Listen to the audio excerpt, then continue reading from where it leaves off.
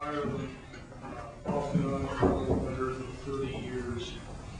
Ireland, as I'm sure you all know, over the centuries since the Great Famine of the 1840s, has been a net exporter of people. Like that? Okay. Ireland has been a net exporter of people.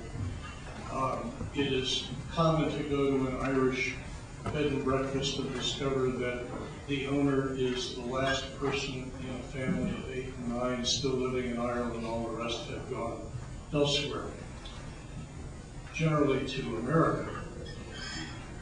This has been changing as Ireland's economy has changed and improved in recent years, and the country has joined the European Union. And when we were there last year, we took a bus from Limerick down to the Dingle Peninsula, and 2 African young men got on. One was a new person who had just gotten off the plane at Shannon Airport. The other one was someone he knew who was greeting him. This is something new in Ireland.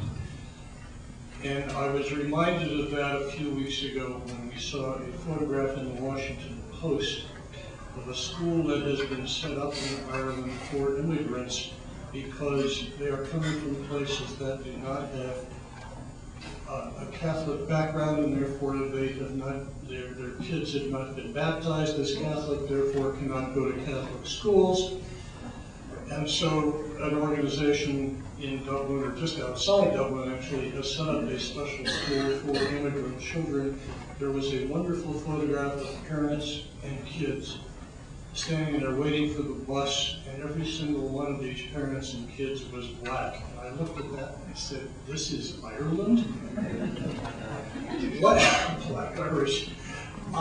What that signifies to me is that what we are dealing with is a situation of migration, not immigration, not emigration, but migration, that is going on throughout the world. Western Europe newspapers are filled with tales of the so-called iconic Polish plumber. Turks are in Germany, have been in Germany, but are coming in increasing numbers. People are moving north, people are moving south, people are moving east, people are moving west. And so while we in this country focus on, oh my gosh, all those people who speak a different language coming across our borders from the south, we are just really part of a larger world migration.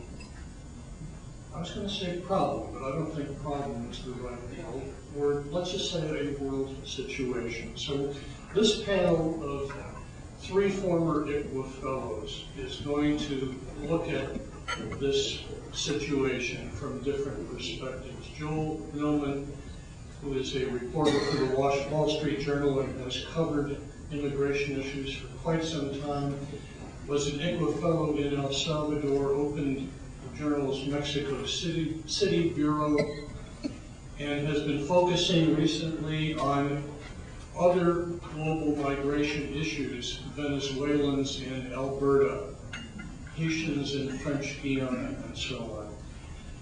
We'll look at it from a large-scale perspective. Wendy Call, who was an ICWA fellow in southern Mexico, will look at the issue from the perspective of what is sending people from areas like southern Mexico to the United States and elsewhere.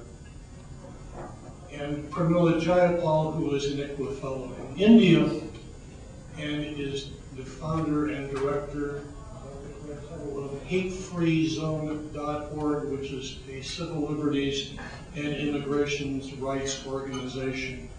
We'll look at American immigration policy and what impact these issues are having on us in this country. I've asked each of them to speak for up to, but no more than 10 minutes. I hope then we'll have a pretty free-floating discussion of these global migration issues, but I do want to focus on the global aspect of it and not simply the U.S. Perspective.